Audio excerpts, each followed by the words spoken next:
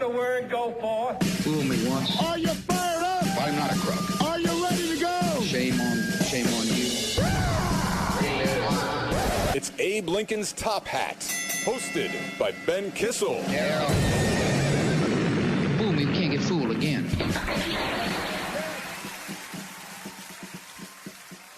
Hello, everyone. Welcome to the show. I am Ben Kissel, and this is the Dumpster Fire Chats Part 3. I want to thank everybody who submitted their emails. We've got a lot to get to, and it's certainly been an interesting weekend. Of course, Donald Trump and his administration had some massive immigration sweeps, illegal immigration, of course, where they arrested over 300 people.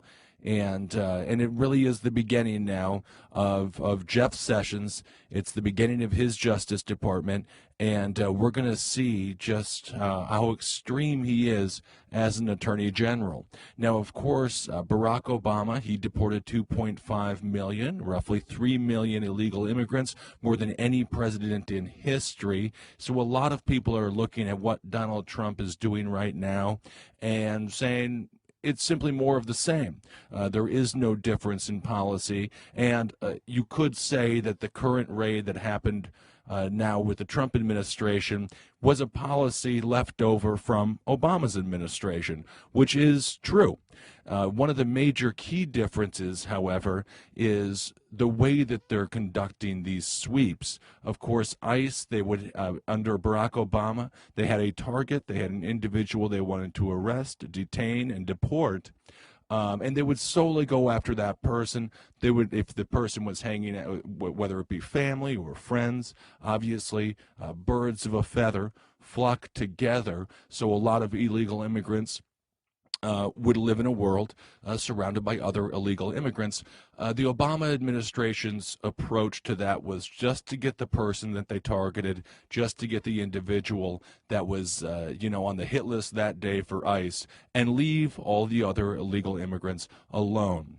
Donald Trump has a slightly different policy when it comes to that. He will be taking as if they are. This is his version of Pokemon Go. That's just what power allows you to do. So he's going to collect them all, for lack of a better analogy, as opposed to allowing the individuals who are surrounded by the person being targeted by ICE to stay. He will be arresting, detaining, and deporting everyone. So that is a shift in policy. However, the people who do discuss how Obama was extremely hawkish when it came to his domestic illegal immigration policies. They're completely accurate in that assessment as well. But now, of course, we have Donald Trump, who is sort of the Obama 2.0 when it comes to deporting illegal immigrants. But we're definitely going to go into more detail on that here in future episodes for sure. All right, well, let's just get into some of the listener emails. Again, thank you so much for writing in. And there were some comments. People said, oh, it sounds like you're crying. You seem to be exceptionally depressed. Well, I think that might just be the way I'm recording these, because as Mark Maron of What the Fuck fame records in his garage, because he's in beautiful sunny Los Angeles, here in New York City, I'm forced to record in my closet, which I think is very exciting. I'm staring at my Jose Bank jackets right now, and it does make you emotional when you think about how fun they are to wear. All right, everyone, let's just start it up here. The first email comes in from Ano. Ano is an amazing guy. Thank you so much for writing in. For those that haven't seen a live last podcast on the Left Show, our final segment is called One for Us, One for You. And the segment for us is a video that is absolutely disgusting, disturbing, and some could argue extremely immoral, or surgical, which is also equally distasteful. So he sends us all of those, or many of those. So thank you so much for all your help over the years, Anno. And okay, he writes in, the subject of this email is to punch or not to punch. It's very Shakespearean. To punch or not to punch. He writes, hey Ben, I've been loving the dumpster fire chats and hope this is a recurring segment. I think it will be. I'm writing to put in my 2 cents about punching Nazis. I know we're supposed to be all about the nonviolence and accepting others' beliefs, but if you associate yourself with a group that is known for its hate and snazzy way of dressing, you deserve to be punched. I do think you equate snazzy dressing with hate, and those things are not mutually exclusive. There's a lot of snazzy dressers who are extremely nice, such as, you know what, you might have a point there. He goes on, he says, I know I'm probably in the minority, but I really don't care. Nazis are not cool. You guys, and defending them means you're on their side. Keep up the good work. Kissel for Prez 2020. Love, Anno. I understand. If violence has to happen, let that violence happen to a Nazi. I am fine with that. And I don't disagree with your overall lack of sympathy for Nazis being punched in the face. So that is a good point, and thank you for sharing. This other one comes in from Ethan, and the subject matter is apologies in advance to your grandfather. Well, my grandfather, both of them, way dead. So no need to apologize to them. They've already won. They lived, they loved, and thankfully, they got the eternal peace of death.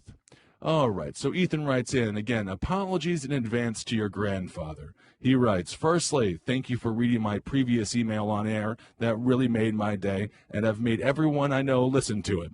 They're all very annoyed with me now. Well, that's good.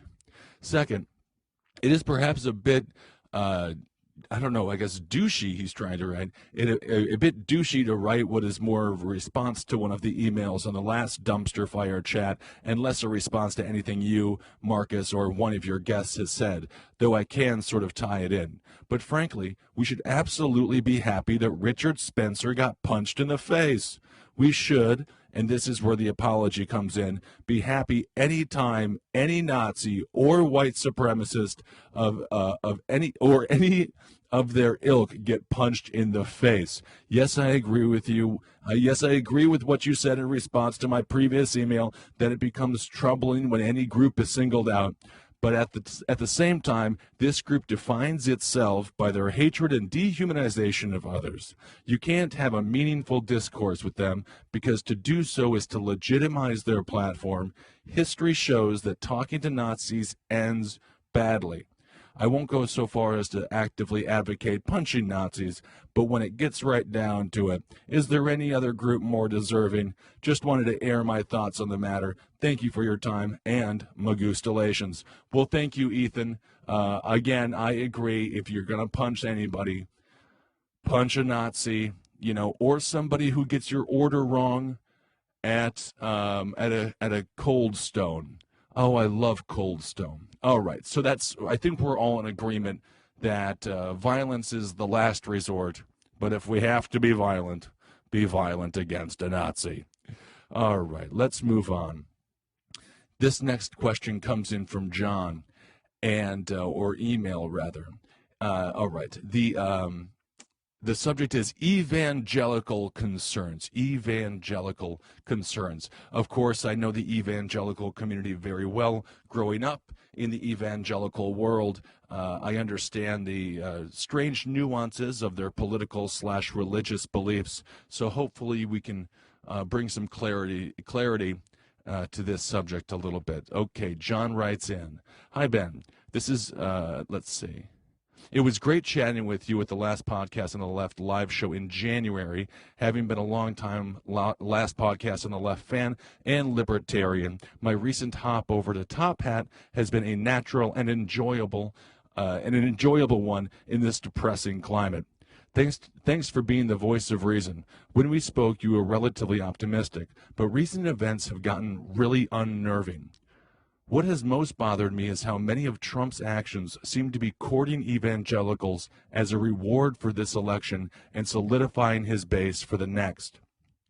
I had grown comfortable with the narrative of the GOP catering to big business while hiding under the mantle of conservative social issues to keep the common man.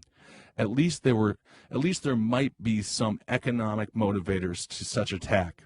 These days, however, I am certain that almost all these political actions are directly aimed at evangelicals.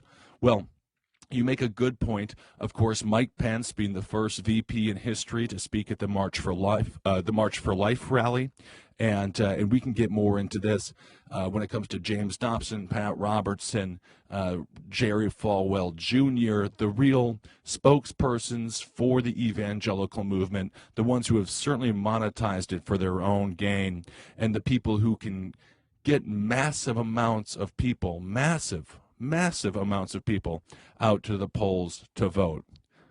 Okay, he goes on. As an engineering professor, one of the most troubling of these actions are the appointments of DeVos, Perry, and Gelertner. I'm not against school choice, nor am I crazy for regulation. However, climate change denial is revealing itself as more of a religious issue than an economic one. I suspect the root is something to the effect of man being unable to destroy God's perfect creation. I assure you we can. I also assure you it will happen before we colonize Mars. The science isn't out. Feel free to discuss any of this on the podcast. Okay, and indeed I did. Thank you so much, John, and Magustalations right back at you. When it comes to evangelicals, of course, it started with the one and only Jimmy Carter. He was really kind of the guy that ushered in evangelicalism as a mainstream philosophy, as a mainstream, religion. Before that, it was really sort of evangelicalism was sort of able to cobble together a lot of the fringe Christian-based cult groups that sprung up as a rejection of the 60s free love, hippiedom of the 60s. And it started to really percolate and become popular around the 70s. My parents, for example, were part of really a cult, in my personal opinion, and I think that that would stand if you look at the economics and the overall structure of their community. Daystar, they were part of a group of people called Daystar. It was Christian based, and I remember my mother crying when they went up to the head pastor to try to get some money for us to have ice cream. Everything went into the coffers of the leaders of Daystar, and the evangelical movement was really able to solidify itself under Jimmy Carter as the first evangelical presidential candidate. And what the conservatives realized was the voting bloc is massive and motivated, and they will always show up in support of their candidate, regardless of if that candidate has their best economic interests in mind. So we go back with Pat Robertson, as I mentioned earlier. The man has anywhere from $200 million to $1 billion. $1 billion. Just for spreading a bunch of lies and nonsense and reaching out to those people who felt disenfranchised or who were looking for another version of the religion that got them so inspired in the first place. After the cults devolve and once you realize that they are by definition a human institution and there's nothing religious about it, Pat Robertson was able, with the 700 Club, to isolate people in their living rooms. And so they didn't have to become parts of a cult any longer. They could really just feel on fire for the Lord from the comfort of their lazy boy. And indeed, many of them are exactly that. And then, of course, we have James Dobson, who in 1981 became extremely political. He is huge with the Right to Life program. And he is the main guy, him and Pat Robertson and Jerry Falwell. It was in 1981 when he founded, this is James Dobson, when he founded the Family Research Council. And this is where they really went out, sort of coined what social conservatism was, let Republicans know that if they follow this pro-life, pro-Israel, anti-gay, anti-transgender, anti-anything other than perceived traditional values, there would be hell to pay for them. But if they followed along, if you're a Republican, many of these Republicans are extremely smart. They're lawyers. Not that that necessarily makes you smart, but what I'm saying is they're educated. And they knew if they wanted to get elected in a lot of these congressional districts, if they wanted the cash, and in these Senate races, if they wanted the cash and they wanted the support and they wanted the guarantee of people at the polls in favor of them, they better kowtow to everything that James Dobson says with his Family Research Council. And they tied it all in together, and they pretend as if it was about taxes or states' rights. In reality, it was about setting up a theocracy. That would be their perfect form of government.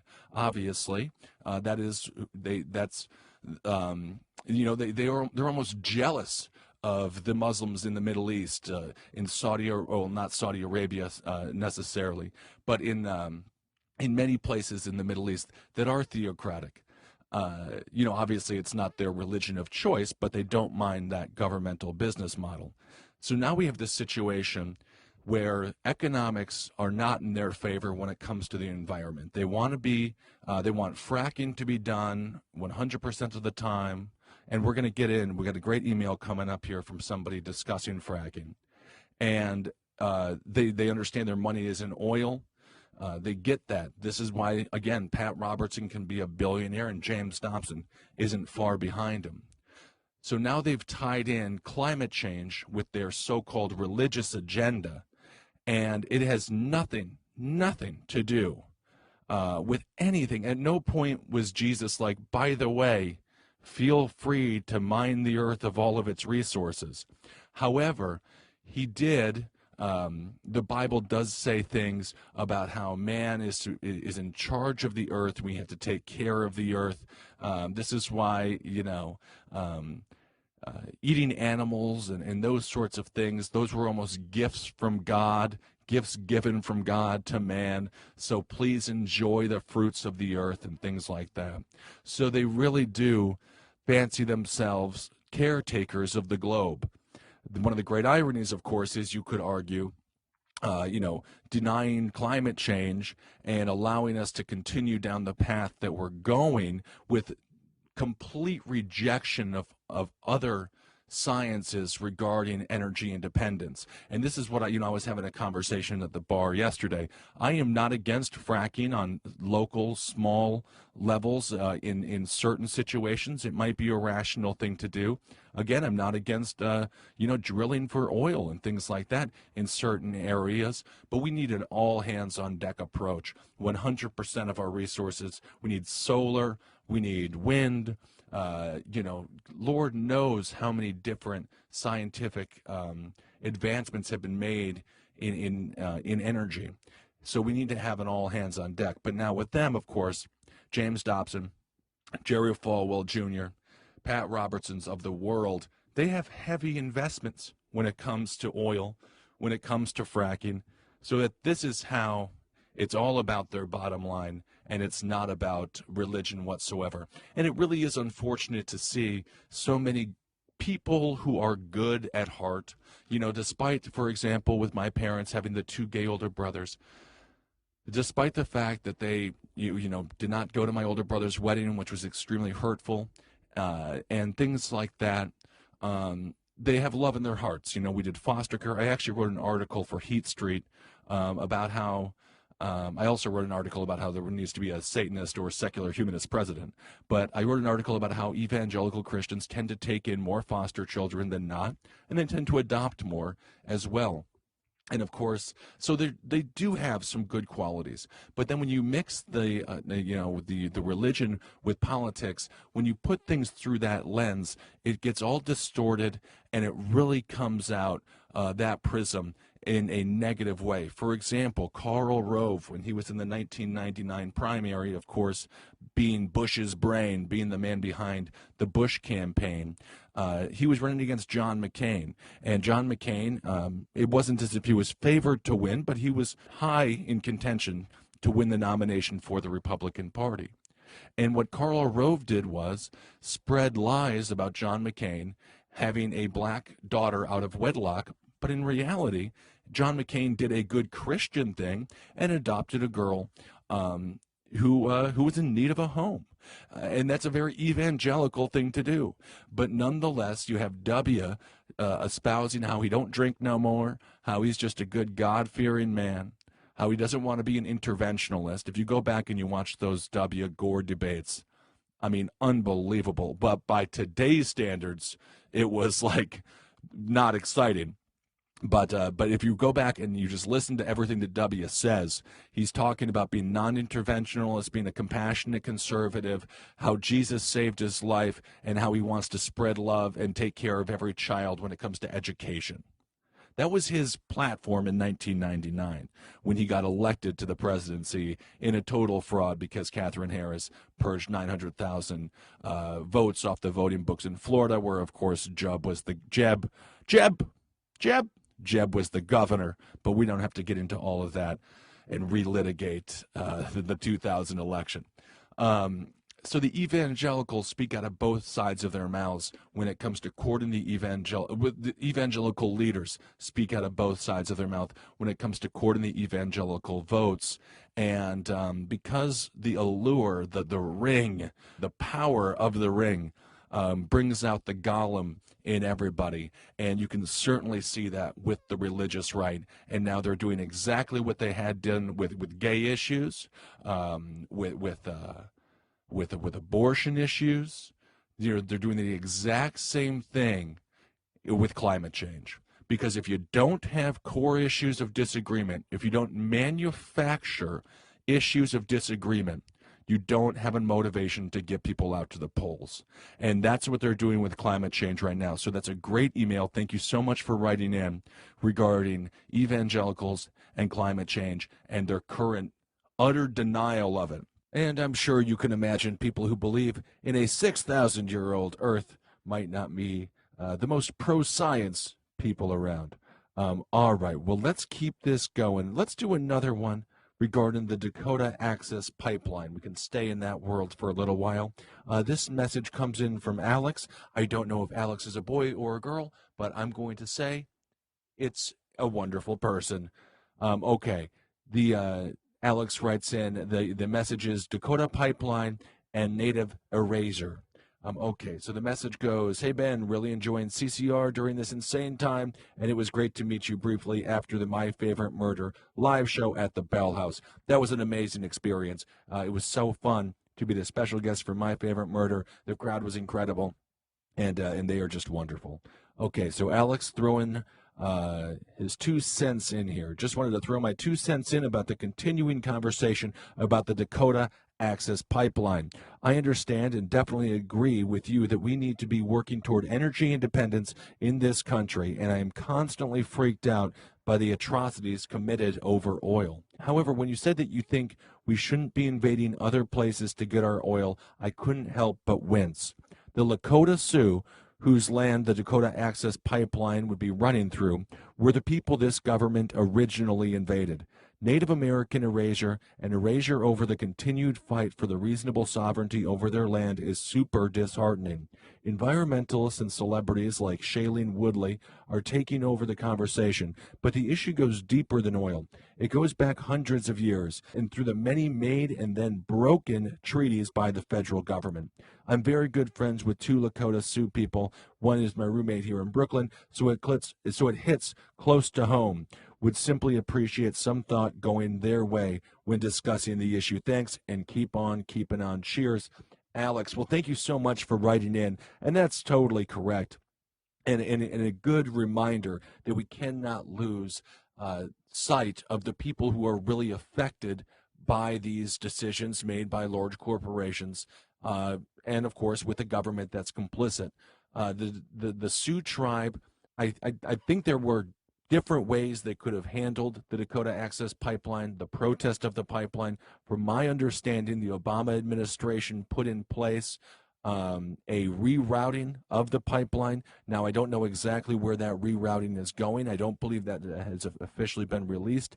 Donald Trump has said that he will go along with the rerouting that the Obama administration had put in place in a way, in an attempt to extend an olive branch to the Sioux people. But yes, it cannot be understated enough the amount of mistrust, and rightfully so, that the Lakota have towards the U.S. government and Native Americans in general towards the U.S. government, because without a doubt, the government has been less than honest when dealing with their concerns and when they make these treaties that, as you mentioned, they're so willing to just go back on. Okay, we'll continue on here a little bit more with the environmental stuff. It reminds me, it's interesting. I am reminded of when I served for 2 weeks on the grand jury duty in Kings County regarding people, civilians, and government, and a distrust that goes along with that relationship all too often. When I was there, it was mostly black individuals and Hispanics that were on the grand jury duty with me. Kings County, an extremely diverse county, one of the most diverse counties in the world. And every time a police officer or a detective would come in to testify regarding finding a gun on somebody, or a small amount of marijuana or heroin, even the harder drugs, there was a massive amount of distrust by the jurors of in those minority communities, because I think they've lived experiences where they've seen drugs planted, they've seen guns planted, they have a rightful hesitation when in believing the police. They are hesitant to do so because of past history, whether it be in their own past history or a relative's past history or a friend's past history. And that rebuilding those relationships, obviously now we talk about community policing and things like that, are so difficult because the wounds are constantly being reopened by situations like what the Sioux are going through right now regarding the Dakota Access Pipeline and the federal government wanting to take a piece of their land or a part of the neighboring land. And of course, you can make a really strong argument, going under the Missouri River there, that it would poison hundreds and thousands of people if done improperly. And so I think the Sioux, rightfully so, are completely skeptical of the government, and they don't trust it one bit, the exact same way that the grand jurors didn't trust the police officers coming in to testify about evidence that they had procured on site when making an arrest, because they have a history of manipulating the truth and a history of violating the freedoms of the individuals in what they're supposed to serve, of who they're supposed to serve. So that's a great point. Okay, let's go on. Now, sticking with this is about fracking. It comes in from Stuart Day, and he writes in. He's got some thoughts. He says, Ben, first, love the last podcast. Absolutely one of my favorite things to listen to at work. Don't worry, I'm self-employed and I work alone. But I studied political philosophy in school and have always been interested in politics. You and Marcus on Top Hat have really done something much needed. So thank you for trying your best to create a non-biased political show which veers clear of all the hyperbole which is eroding the national dialogue. A few points, though, regarding energy where I disagree with you. First is fracking. My wife and I took over her family's small organic farm on top of both of our full-time jobs. We just fully believe in being as self-reliant as possible and raising our children with a strong connection to the natural world. A few years back, the neighboring farm sold out to the fracking well. I can tell you, from our experience, it's not nearly as positive of a thing as you have made it out to be in some of your comments. Yes, it can bring in money, but it doesn't always. Farmers typically are paid out by what is extracted. It is not uncommon for a farmer to lease their land and have the company not yield much, so the farmer ends up destroying their property and harming the properties around them for nothing, and the company is in no way responsible for any of the after effects. Farmers are some of the most ingenious and hardworking individuals in our country, and I have an immense respect for them, but they often don't speak the language of large, lawyered-up companies and can very easily be taken advantage of. We have also seen extremely evidence effects on our lands, our ability to grow, and the wildlife, less wildlife, since the fracking pump was installed. Not to mention when they are working, it's 24-hour noise and lights that have imprisoned us in our peaceful little farm. Basically, when it comes to fracking, it's potentially beneficial for a small group of people, but everyone else really suffers. Whatever gains from it come end up being short term, which is dangerous for farmers who use that short term gain to buy new equipment only to find the well stops producing and they are stuck with hundreds of thousands of dollars of debt. All in all, from what I've seen here in western Pennsylvania, it's a pretty terrible thing.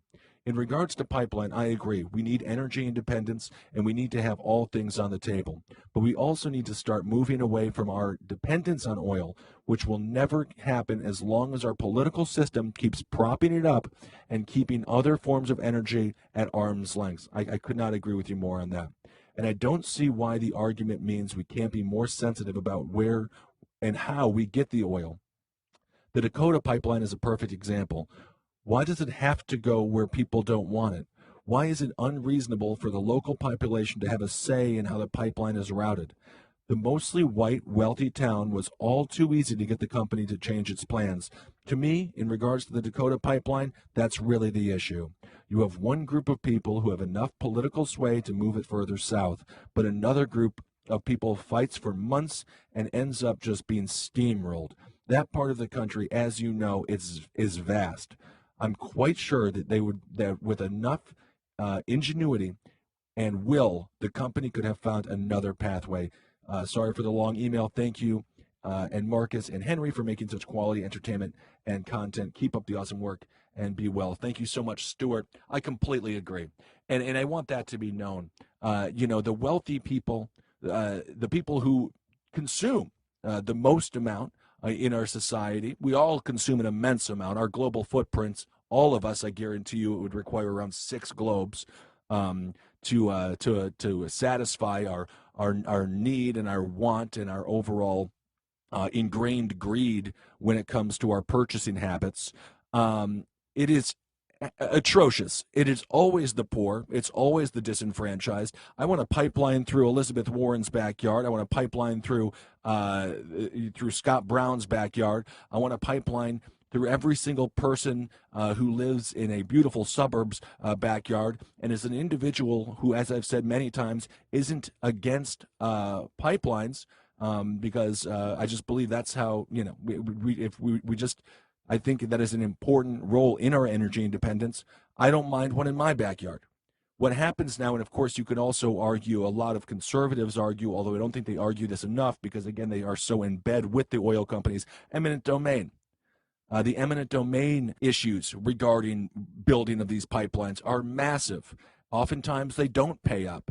Oftentimes they just simply, as you mentioned in your email, steamroll these communities, and I think that's completely and utterly atrocious. We're all in it together, and I guarantee you one thing: as soon as the pipeline messes with a view that some random wealthy Dick Cheney type person has in Wyoming, they'll rethink the pipeline, they'll rethink oil, and they'll restructure their political agenda when it comes to getting energy independence from all angles, all hands on deck once again. So I completely agree with you, and I think that would be a great way to get a policy shift on oil in the wealthy neighborhoods, pipelines in the wealthy neighborhoods. They have to deal with the spills the exact same way that the people do who live in New Orleans or anywhere else across this country. They should have to deal with those issues as well. And the fact that they don't, the fact they have an immunity to it because of their wealth, because, like you said, their political sway, is a reason why they don't have an understanding, they don't have the desire to learn, and they quite frankly don't care because they're not affected by the ramifications, the negative side effects of what happens when a pipeline explodes, breaks, etc. So I completely agree with you on that front, and great point. So thank you so much for writing in and sharing that. All right, well, let's move on a little bit. Let's get out of the pipeline world. And let's jump into, what about this one from Caitlin? The subject matter is not exactly Morgan Freeman. So that's true on every single level. Not exactly Morgan Freeman, not at all Morgan Freeman, as a matter of fact. Although some people say I have a good voice, and I know people really enjoy Morgan Freeman's voice. So from that perspective, perhaps I could be somewhat like Morgan Freeman, but I'm certainly not exactly Morgan Freeman. She writes in, "Hey, Ben, I met you in the Portland show in December for the last live podcast on the left live show. I just started listening to Abe Lincoln's Top Hat at that point. I'm a big fan of the Dumpster Fire chats. I'm a vet assistant, and one day last week we had a dog in the clinic who was anxious as fuck. We put her in a nice quiet room, but it didn't seem to help. So I thought, Ben Kissel's calming voice seems calming to me. Maybe it will help. I played the first Dumpster Fire Chats episode on my phone and left it with her. I wish I could tell you that you and your voice is a magical calming tool, but she didn't really seem impressed. I've heard that dogs like ABBA, so maybe I'll try that next time." Yeah, always go with ABBA. They're amazing because you can't misspell their name. It's the same forward as it is backwards. Anyway, I want to thank you and Marcus for everything you do at CCR, especially Abe Lincoln's Top Hat and last podcast on the left. My political beliefs line up more closely with Marcus, but I like hearing your thoughts and viewing things from other perspectives. I was wondering if you and Marcus have any recommendations for books to help me get more of an understanding of our current government and political climate. I want to educate myself and become more involved, but every time I step into the political science section of a bookstore or a library, I feel entirely overwhelmed. I can't wait to hear more about this political platform you're working on. Hail yourself, Caitlin. I hear that question all the time regarding politics and people just feeling overwhelmed. It's one of those things where I just understand the most important thing to understand when beginning to get into politics is that it's a human institution. And once you understand the humans behind the institution, and once you understand the motivations behind people in that human institution, it really helps. Go back and you can read like Hobbes. Hobbes was very pro monarchy, so he would write about how the monarchy was a superior form of government, and how this is how it should be. And then you have someone like Locke, who was completely against monarchy in that way of thinking politically. So just go back and read some of the early political theorists, and they help you understand sort of the broad strokes of it. Obviously now we would have the theory of limited government versus non-limited government, as we saw with the Ted Cruz, Bernie Sanders debates regarding health care, the two philosophies. It used to be non-monarchy and pro-monarchy, anti and pro-monarchy, and now, of course, it's pro-government or anti-government. Of course, we live in a world now where the Republicans have just put a budget that's going to add $9.7 trillion with a T, trillion dollars to the budget. So there is no such thing as small government any longer. I mean, that is out the window, out the door. W with standardized testing, no child left behind. I mean, there isn't one. There's the last bastion for states' rights, I believe, it's basically Rand Paul, and he doesn't seem to be becoming president anytime soon. So just jump in.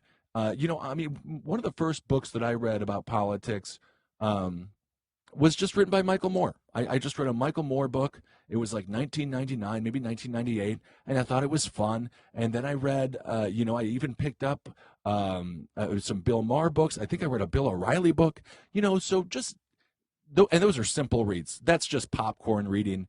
All those, the Ann Coulter books, all that stuff is just, it's not extremely intellectually challenging.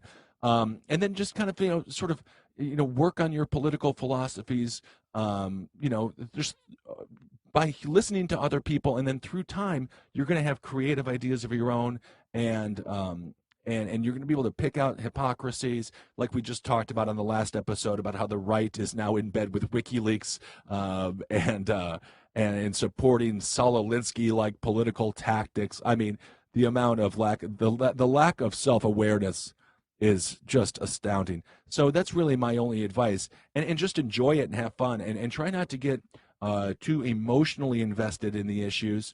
Obviously, politics are extremely emotional, but that's the fun of it, is that it does matter. And so if you look at it like that, it's not sports at the end of the day, although they are a massive industry. and they certainly matter to the people who are betting on them in Las Vegas. But at the end of the day, if the Patriots or the Falcons win the Super Bowl, it doesn't matter. It doesn't change our daily life. Politics can, and they do, and so that's why it's scary, but that's also why it's so exciting. So just jump in and you watch as many documentaries as possible. I love documentaries. I'm reading a book right now. It's it's just called The Greatest Political Speeches, and so that's written. It's literally just verbatim. I just read one from Frederick Douglass regarding July 4th. And it was just fascinating to hear him talk about how July 4th, when he sees everybody celebrating, it just drives home the point that he is disenfranchised, lesser than. They're not at the table. They're not part of the winning to steal something that Donald Trump so boldly brags about loving, succeeding, and winning. But they're not part. They don't get the benefit of the nation. And so you get to read things like that. And it's really illuminating, and they're great history lessons without the BS editorial nonsense. So that's just called The Greatest Political Speeches, and so I love reading that book. I read a book about Barry Goldwater in his own words. It's called, So there's so many different ways to get the information out there. I like to go directly to the source, read what they actually said. Because so oftentimes when it gets stuck in the spin cycle, regardless of what O'Reilly says, his show is a spin zone, and it really does erode the importance and the significance of the things that they're saying, because those are the people with talent, and those are the people who understand government, and those are the people, good politicians, understand why they're doing it. And that's why I don't hate all politicians, and that's why I think they should be tarred and feathered when they abuse that trust that we've given them as citizens, and because they're just citizens as well. They should be tarred and feathered when they abuse it, because it makes all of them look bad. But there are still some good politicians out there looking out for the greater good. Obviously, gerrymandering and redistricting has impaired their ability to reach across the proverbial aisle, and specifically when it comes to political philosophy, as we talked about a little bit earlier on in the show with the religious right, for example. If they don't cowtail, you can't be a Republican and pro-choice, or vice versa. And I think that's really sad, because there are so many other issues out there that are significant, but people, they get stuck on these simple, single issues.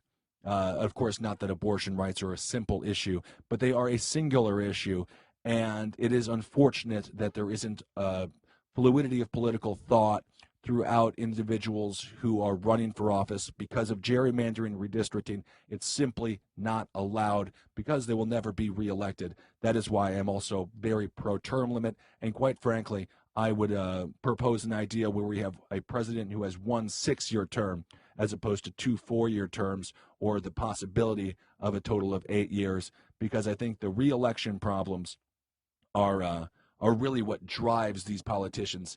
It's what drives them to constantly be fundraising, and it's what drives them to the status quo. And of course, the flip side argument of that would be, if they don't have a re-election, then what would motivate them to do well for the people? What if they just screw everybody over because they don't seek a re-election? It doesn't matter. I just believe that there is so much power in corporations, within corporations, when it comes to their ability to lobby. Politicians are now more likely to go with what the money says than what the people say. And I think that would be alleviated if they didn't have to constantly worry about being reelected. And of course, we have to say one positive thing about Donald Trump. He did say that lobbyists are out of his cabinet.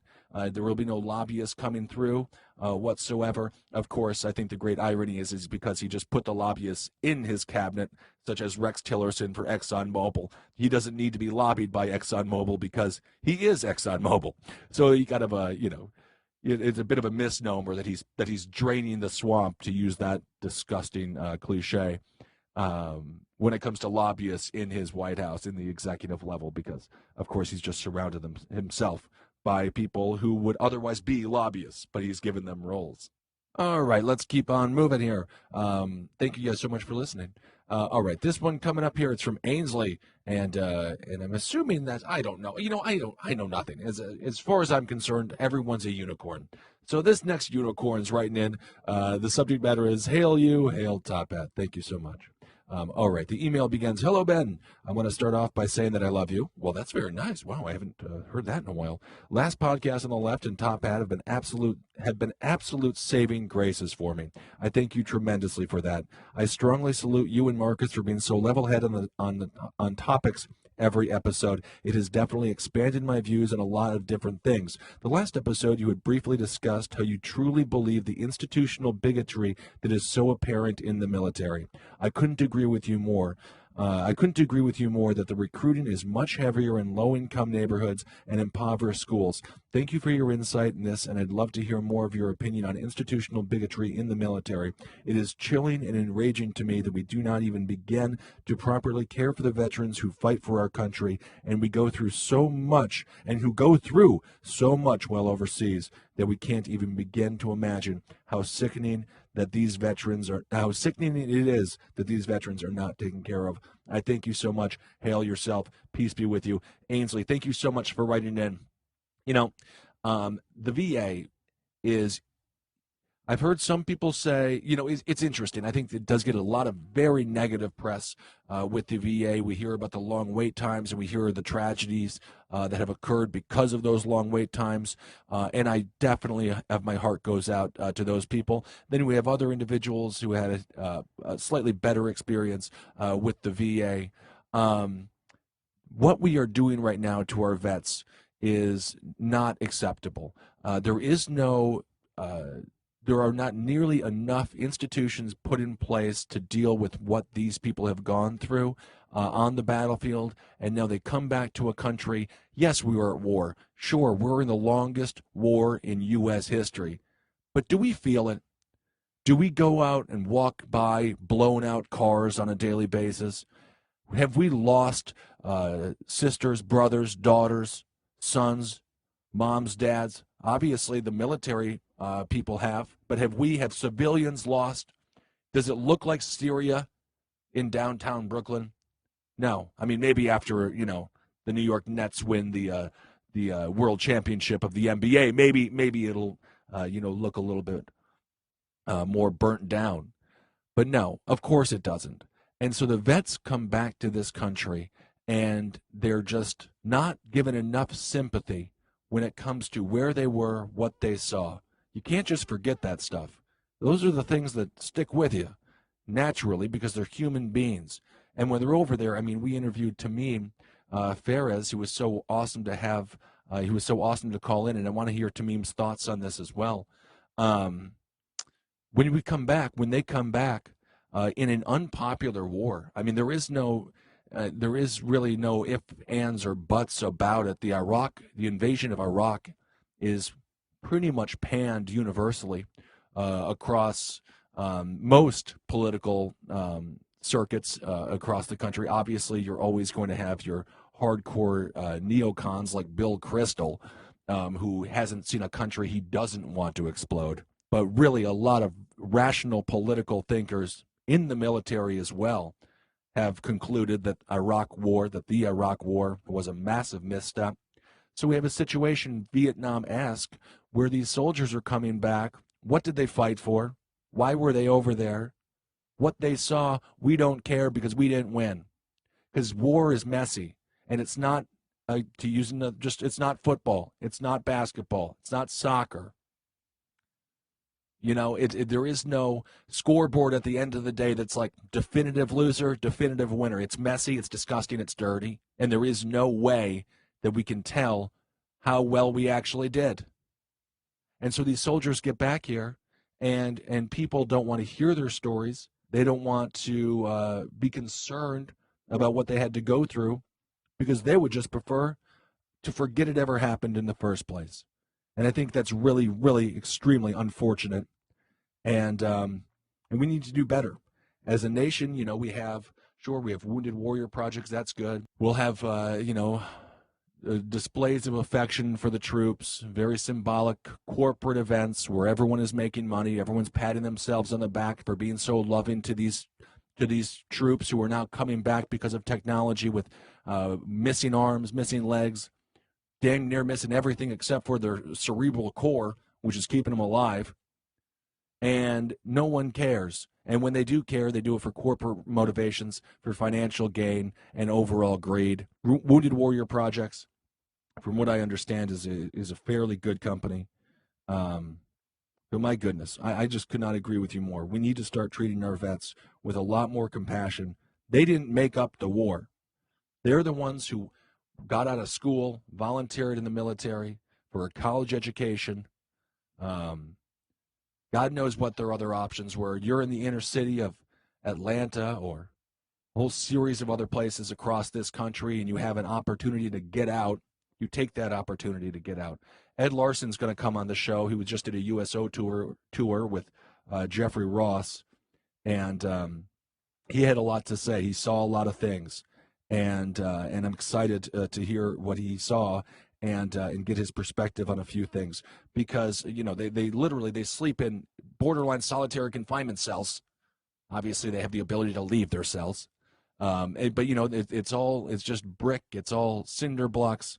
And it's a miserable existence. Not that they signed up to go to a Club Med, but nonetheless, I do think it is important for us to remember them. All right, this next email coming in from Daniel, and this is his. Oh, and it couldn't be more timely. It's regarding education, and for those that didn't see the education tweets today, they got W.E. Du Bois' name wrong, and then they apologizes for it. They did not apologize for it. They apologizes. So they literally got a name wrong of a famous person of history, and then when they're apologizing for getting that name wrong, they had another spelling error. If that's not the greatest example of what's going to come in the future with Betsy DeVos's education department, I don't know what is, but hopefully they can get it together. Anyway, this email comes in from Daniel. And the subject is, there has never been a gooder time to make our kids less dumb. He writes, "Hey, Ben, I'm a father of a 12-year-old daughter. I myself have always been engaged in politics and government from a young age. My first election to participate in was the Fuckopolis 2000 Bush v. Gore. I am watching the news right now in the court's decision of Trump's travel ban, and I'm having my daughter watch it as well. This is honestly a great time for people to be educated on how government works. I can't remember any other moment in my timeline when checks and balances were so saturated within our news cycle. My feelings on this ban is neither here nor there. I think it's absurd, by the way. But I certainly do hope that schools in our country are using this moment to teach our stupid kids a little bit more on how the pillars of government actually work. I don't know if this is blurby enough, whatever, but he says, I just think this is an educational moment for politics, and to be frank, you've kind of become one of my go-to political guys, even if you're wrong about 40% of the time. Take care. I look forward to seeing you guys in St. Louis." Danny. Thank you, Danny. 40% of the time. So, hey, I'm right 60% of the time. I'll take it. That's not bad. Well, by today's standards, I'm the most honest man in podcasts / radio. And I do take some, get a little upset. They're stupid. The kids aren't stupid. The kids are kids. It's the adults are stupid because they're not teaching the kids. But I think that's absolutely wonderful that you are getting your daughter involved in civics and watching political events unfold. That's the best history lesson, is when you watch it in the present. The sad thing is, as I was watching this election cycle this past year unfold in front of our very stunned eyes, it was NC-17. It was almost unwatchable for children across the country, which maybe gave it a little edge. So perhaps kids were, for the first time ever, sneaking downstairs in the family basement to go watch Donald Trump talk about the size of his Johnson, or to criticize Jeb for being tired and unenergetic. Perhaps it did have the as the old cliche has become now, WWE feel to it. So maybe it was exciting for a young generation of children, and hopefully it got them engaged in politics. A larger concern for me is that it was far too foul, and parents were choosing to turn off as opposed to tune in when it came to educating their children. I mean, we had a situation where Bill Clinton's accusers of sexual assault were sitting front row of a national presidential debate. I mean, it was unbelievable the kinds of discussions that were happening on a regular basis, extremely adult discussions, but they came across as exceptionally juvenile because, of course, that's how Donald Trump speaks, and that's one of the reasons that he was able to relate so much with a constituency that was previously unmotivated to go out and vote. But I think that's absolutely wonderful that you're getting your kids involved, getting your daughter involved. We have to have this next generation. The generation, I firmly believe, baby boomers and generation, I think it's X, whatever the one is that's just above me. Come on. They failed us. They failed the education system in a lot of ways, and they failed us, and people are eroding. There is an erosion of intellectual thought. It's interesting harkening back here to this great American political speeches book that I'm reading, and I'm going to read this on a Dumpster Fire Chat. I'll read it on Dumpster Fire Chat Part 4. Thomas Jefferson, who some people compare Donald Trump to. If you read his inaugural address, it is brilliant, and it's written at a collegiate level. Everything makes sense. It is not just full of flimsy analogies and soulless rhetoric, empty rhetoric. It's full of real political thought. And I'm going to read Thomas Jefferson's, and then I will read Donald Trump's inauguration speech as well. And we can compare the two when it comes to where we are as a country intellectually. All right. Thank you so much for writing in. The next email comes in from Lloyd. Lloyd! It's one of my favorite names. Anytime you can have two L's in the front of a name, it's just nice for the L's to have friends. Okay, Dumpster Chats Part 3. He writes in, "Hey Ben, thanks for reading this. If you do, well, I am, so you're welcome. And thanks for writing in. I'm a longtime listener and a huge fan of all CCR podcasts, specifically Last Podcast on the Left, Roundtable, and Abe Lincoln's Top Hat. I got to see Last Podcast on the Left at the Earl in Atlanta. Absolutely loved it and enjoyed taking a shot with you. I enjoyed taking a shot with you too, buddy. It's always fun to do that. That aside, I want to hear your opinions on the immigration ban/Muslim ban, and specifically its impact on American refugee settlements. I'm fortunate enough to work in a resettlement department of an agency and have gotten the opportunity to work with many grateful families, children, and clients. I cannot say grateful enough. I've never experienced such gratitude. Currently, the world has the largest refugee population since World War II, and the idea of resettling 50,000 from 100,000, of which 32,000 have already been resettled, is embarrassing, especially in relation to refugees, not migrant, admission rates of our allies, who have doubled down. I realize that I'm incredibly biased and am stuck in a bubble of refugee advocates. So, what are your thoughts on the history of American refugee resettlement, the current state of the system with this reduction, and what do you see the administration doing in fiscal year 18 and fiscal year 19? Furthermore, do you think the strategy is to remove Islam as a religion, redefine it as a movement or ideology so it's not protected as a religion? Everything else aside, thanks for reading this. Also, if anyone wants information about refugee settlements at CCR, feel free to contact me again. And if this ever goes anywhere, can you call me something else? Yes, indeed. Well, we went with Lloyd, but no one knows your last name, so we're all good. Okay, well, first of all, to your first question. So I looked it up here. It looks like fiscal year 18 right now for the refugee resettlement funding. Right now, in 2017, they got roughly $2 billion. $2.1 billion was given to the REA overall. For this fiscal year for 2018, they're requesting $3.5 billion. I am completely against this nation's history of what they did, specifically when it came to the Japanese and the internment camps And of course, it is not a mistake that this is the most amount of refugees since World War II. What's happened? What happens when we go over to foreign nations, invade them, destabilize their governments, and just leave? Look what happened in Libya, Hillary Clinton's war. Look what's happening in Syria. Look what happened in Iraq. Look what happened in Yemen. Every single time we do this, every single time we create global chaos, that requires people to resettle. Now, fortunately for us, we have an ocean between us. Not so for France, Germany, England. So they are on the front lines of the refugee issue and the immigration problem. So I completely understand what you're saying regarding the Trump administration's rebranding of the religion as a political ideology as opposed to a religious ideology, because again, we cannot isolate religions and treat them differently than people who hold different religious beliefs. So how do you do it? You make it a political ideology, which is exactly what General Flynn, very high up in the Trump administration, one of his chief advisors, national security, head of it, security, and foreign affairs, that's exactly what he's been trying to do. He's trying to rebrand Islam as a political philosophy, as a political ideology, as opposed to a religious ideology. And then, of course, they can do whatever they want to do.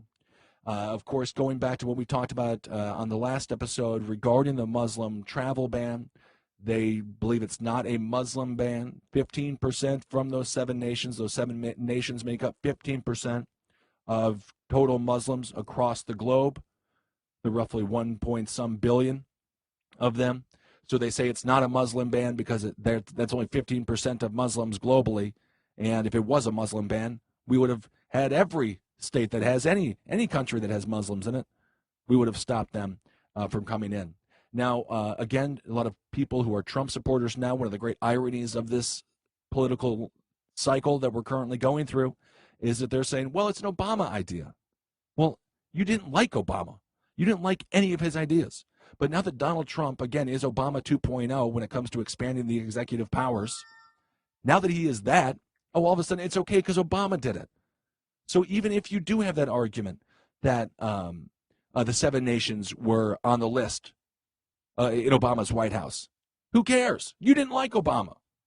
And now you can't just go and say that you do, or say it's okay that Trump is passing these unconstitutional laws because Obama was going to do it.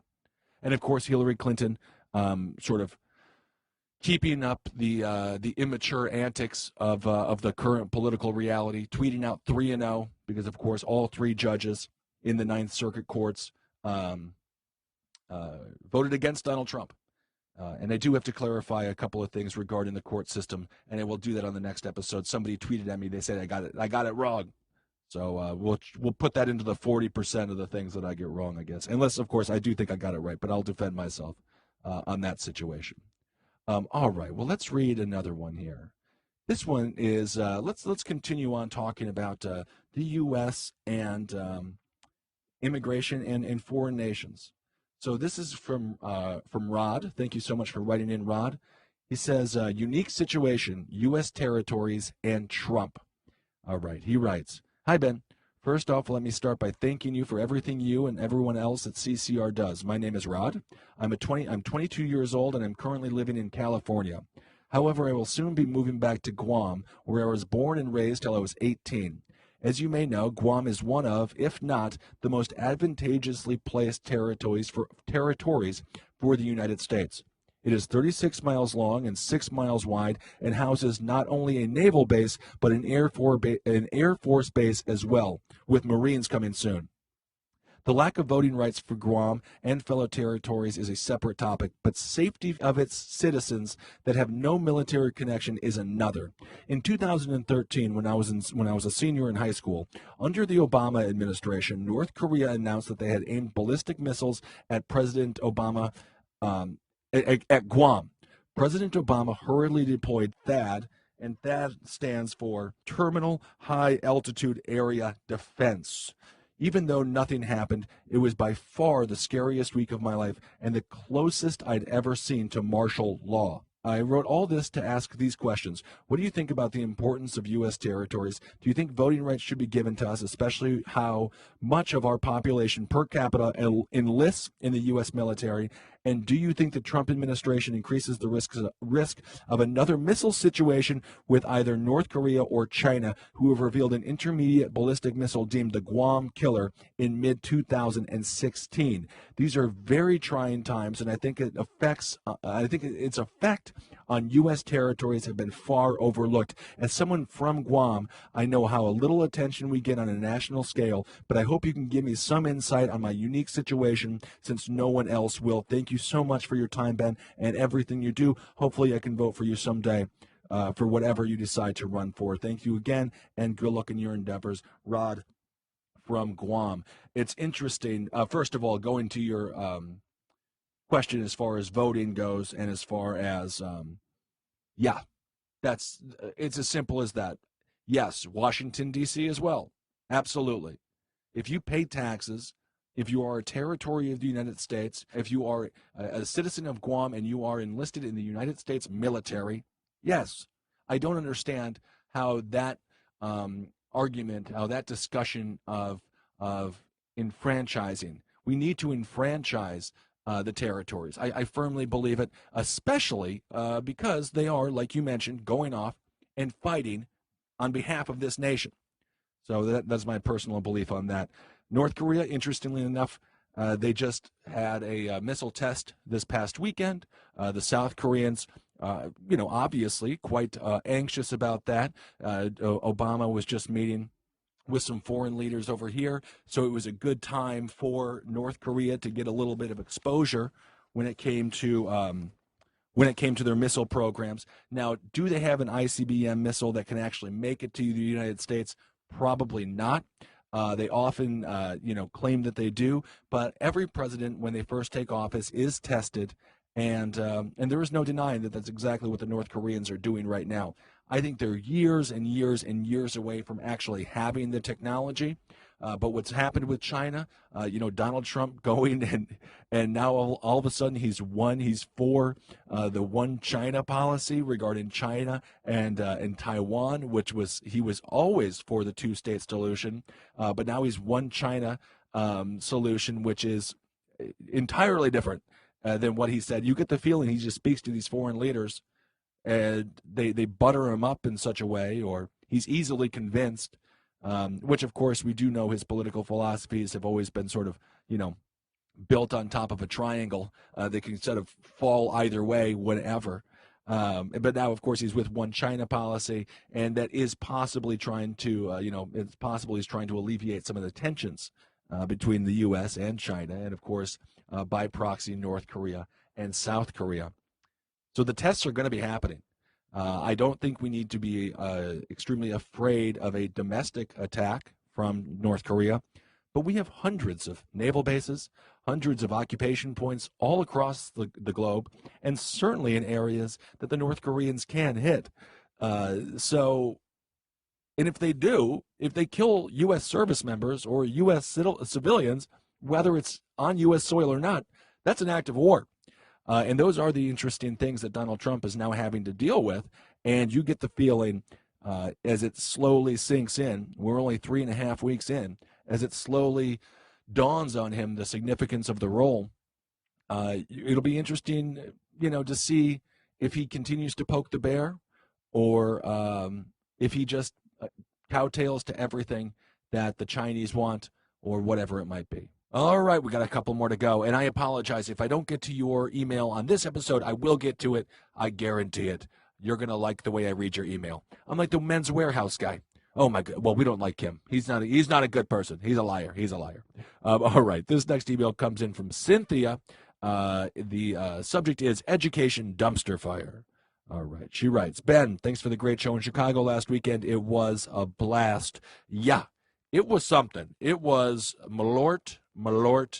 My head was about to explode. It was unbelievable. Malort is just, if the gout was a drink, unbelievable. But thank you so much. I had a wonderful time. Love Chicago.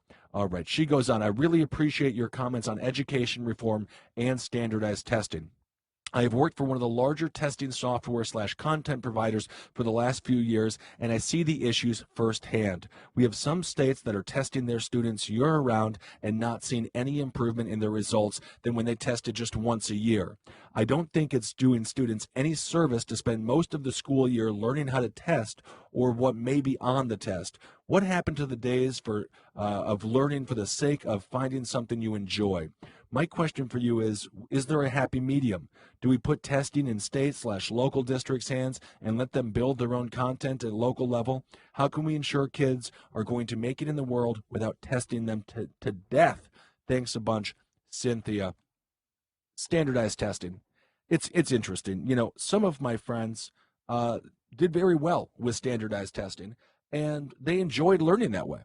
Of course, you have people like myself who did not enjoy learning that way, and quite frankly found it to be an impediment to education because teachers were robotic, automated, almost automated creatures with no free will because they had to teach to the test, and if their students did not do well on those tests, it would reflect poorly on them. So they're really in a pickle, to use a term that Marcus absolutely loves. They are really in a bind. They are in a pickle when it comes to their abilities to teach. I don't firmly understand how we live in a nation, and we talked about this briefly about healthcare on the last episode, where I believe you should be able to get healthcare from all 50 states across state lines. It's not crack cocaine. It's not heroin. I don't understand why we can't get healthcare across all 50 states. That's ridiculous, and everyone agrees. When it comes to education, it's the same thing. We live in a nation of options on every single possible thing.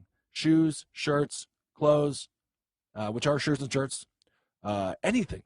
We have dozens and dozens of options of Q-tips. How don't we have education options? That's the question. Obviously we can go back the textbook issue, most of them being catering to Texas or California, the large states with large populations, hence large school districts, and the need for books and their big money grabs for the textbook industry. And we have standardized testing really put in place and pushed under W. I mean, why can't a school district ask students, do you want to learn to the test, to a standardized test? Is this the way that you learn? Are you a Common Core student? Do you enjoy more of an abstract thinking when it comes to doing math? What is your strong suit? How do you learn? And now you can choose from one of 3 or 4 different programs to go into. I don't see how it's that difficult to do. Listen to the students, listen to the parents of the child, figure out how this person learns, and obviously we can't do 100% individual different methods of learning every single time. That's called homeschooling, if you really want to do it like that. But I don't understand how schools aren't given the right or the legal ability. That's the problem. These teachers want to teach, as we saw with Molly Neffel, who will be coming on very soon to get more, to discuss about education more in depth. They want to teach. That's all they want to do. They have a passion for it. No one ever graduated high school, went to college, graduated with a degree in teaching without a passion for teaching because high school sucked. Who would ever want to go back there? I mean, Drew Barrymore, Never Been Kissed. She got to relive the experience and be a popular girl, but that's not real. It's always horrible. So I don't understand how we can't have a buffet of options, and then of course we're also teaching students things that are totally not applicable to the real world anymore. We need civics classes, we need technology classes, we need classes that focus on the jobs that are coming in the future. And that's why I would push for vocational training in high school. Because what's happening now is these students are getting out, forced to be taught to the test, and they're coming out with no life skills. And if they don't go to college, they have zero chance of getting a job. Vocational studies, we talked about this on the last episode as well. I think that is the key. Because then everyone's talking about free college. What if you could just get the education you need in high school? Why, free college which, I can understand the motivation behind it, and I certainly don't disagree with that, because it is certainly another layer where we can weed out lesser thans from the people who are supposed to make it on top. I get that, but what if we just had a high school experience that was informative and educational, so when you graduated, you could get a job? That makes a lot of sense to me. And then we don't have to worry about free college. We can get people vocational skills, technology. Why can't a student, be able to study, computer science starting in 8th grade? And, obviously this requires funding. We have more money per student than any other westernized nation, and the money is just going to the bureaucracy at top. The administrators need to be gutted. There needs to be less of them. They need to get the money to the children. It's the same thing with trickle-down economics. It doesn't work. The people along the way, they all take their piece of the pie, and by the time it gets down to the constituents, by the time it gets down to the students, they're left with nothing but crumbs, and it's not right. Maybe you can get a little cherry or something like that too, but. So that to me is the perfect union between standardized tests and people who think differently than standardized tests allow them to think. I don't see, and of course we'll give them all equal importance. So if you want to go do a standardized test to graduate freshman year, do it. And a person who creates a wonderful project will have the exact same importance placed on that project, and they can also graduate. Why isn't, if somebody who wants to go and be 16 years old who does a mock campaign to go run for Congress, that to me is a scholastic thing. That's a scholarly act, and that should be judged as such, regardless of if they understand what bubble to fill in with some abstract question. And that's the thing with these standardized tests. They'll ask abstract questions, and you're forced to fill in one of them. But if you really think about it, oftentimes, this was always my experience, 2 options are plausible, and you could argue that both would be right. Anyway, so I'm just completely for more options in education, vocational training, and letting children not decide everything that they want, because if kids had their way, certainly if I had my way, I would just have I want to learn about pepperoni today, or whatever it might be. I want to learn more about pro wrestling, which could also, that's a vocation. Why not start teaching that? I learned above a bowling alley to be a pro wrestler for 6 months. It was very interesting. So yes, the education system has to be fixed, and I think our generation can get it done. All right, the next email coming in is from Nicholas, and the subject is the shape of the future. All right, he writes in, "Hey, Ben, love all the stuff you put out, especially Abe Lincoln's Top Hat. Thank you so much. Since Donald Trump won the election, I hear on podcasts and read in articles over and over people saying how confused they are, how they don't understand why things are going the way they are, and that they are scared. For years, I've been reading the work of people like English historian Arnold Toynbee and German philosopher Oswald Spengler, both of whom described the ways that civilizations develop, the common courses they run, and how they fall into decline. Spengler, in particular, in his book The Decline of the West, described the way that civilizations transition from the usual politics of factions competing to gain power and address the needs of their constituents to the politics of personal charisma centered around seemingly larger-than-life individuals. Spengler called this new phase Caesarism, because it was Julius Caesar who helped bring the old politics of the Roman Republic and usher in the age of charismatic dictators in Rome. I would like to suggest that the rise of Donald Trump, as well as the many other would-be populists across the Western world, is, in fact, not an aberration, but a symptom of deeper historical events. I don't know if this transition is really inevitable or if it can be stopped, but more people should be aware of these concepts. Because of my reading in this area, I was not surprised that Trump became a serious candidate for the office or that he ultimately won the election. And it will not be surprising if similar things come to pass in other Western countries as well.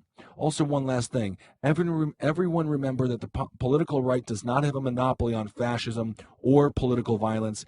Kick Antifa to the curb. They are wolves. Thanks again for your excellent work, Nick. Well, thank you so much for writing in, Nick. And this is something that we saw, and you can go back to our Anthony Atamanuik interview, of course, the great Trump impersonator, and of course, what we've been saying throughout the entire 2016. Donald Trump was a perfect reflection of the constituents and a perfect reflection of this nation right now. We have Congress with roughly 10%, 11% approval rating on a good day. Nobody likes Washington. So, of course, this man who literally said he'd burn it down, drain the swamp, get rid of everyone who ever held public office, of course he's going to be able to do well and resonate with a bunch of people. Going back to your politics of charisma, this isn't a new phenomenon, but it's definitely, we can harken back to John F. Kennedy, and his television appearances versus Richard Nixon. There's no doubt it was a cult of personality there.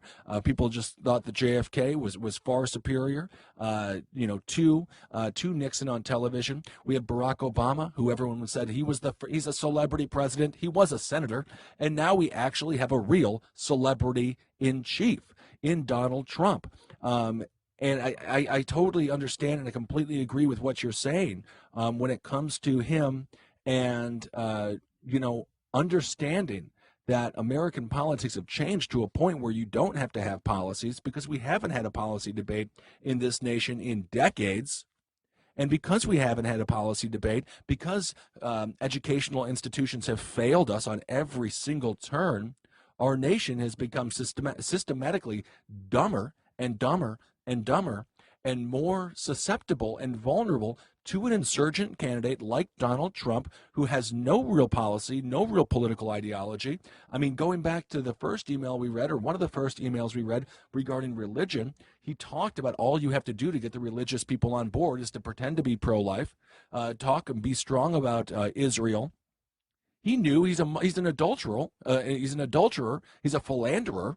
He's not evangelical, but he understood that if you say those things, people who have no other option, in their opinion, to vote for who to vote for other than a pro-life or pro-Israel candidate, although, by the way, there is no not pro-Israel candidate. That's just a total lie and a complete and utter misnomer.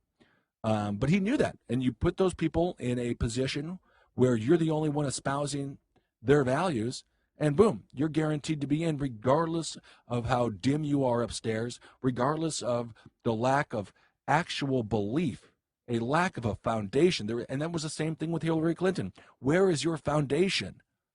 And that's why Bernie Sanders did so well, because he's been saying the same thing for 30 plus years in public office. And that's what people looked for. So that was a bright spot in this cult of personality election cycle and where we are as a nation right now. So I think that's a fascinating email, a great point, and I'll have to look into those two scholars that you cited, because it is obviously, it is the new reality. Personality trumps intelligence, personality trumps any kind of moral footing. It's a personality-based election. And of course, with that, I blame pop culture. I blame the MTVs of the world. I blame reality television. I blame us celebrating negative. We talked about this on the show many times. I think we've been celebrating negative human behavior for decades in this country. The worst act gets the most press. It is unbelievable what these children are exposed to on a regular basis now as normal. It is not normal to fight with your friends and throw wine on their face. That's not a dinner party. Real Housewives of Alabama. Okay? Real Housewives of Alabama would probably be very nice people. But of course, we're living in a nation now where we have a vulgarian, someone who bragged about committing sexual assault.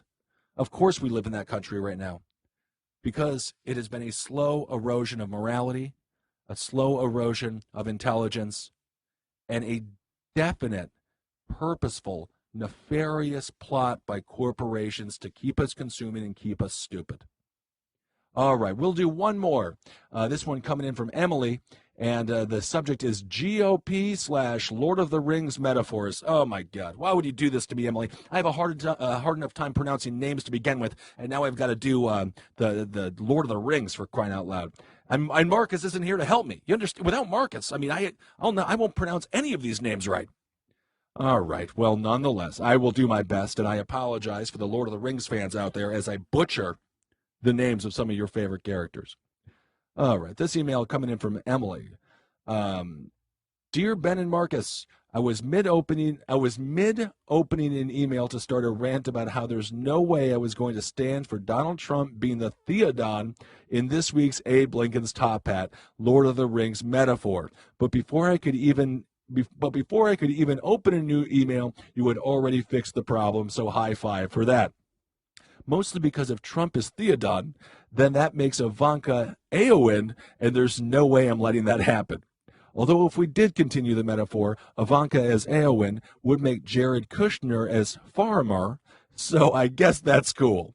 We could also make Paul Ryan Legolas because of those dreamy, bright, sea blue eyes. Anywho, so instead of ranting, I'll just say thank you for a quality show. The topics get me laughing while considering new political opinions at the same time. I'm gradually making my way through the Cave Comedy Radio programming, and I'm enjoying what I'm hearing. Keep up the great work. Thanks, Emily. P.S. I'm working on getting to the last podcast live show. I'm 6'3" in heels, and I think Ben and I should stand next to each other in order to look average for once rather than exceptionally, some might even say monstrously tall. Thanks again, Emily. Well, absolutely. I can't wait to see you at the live shows, Emily.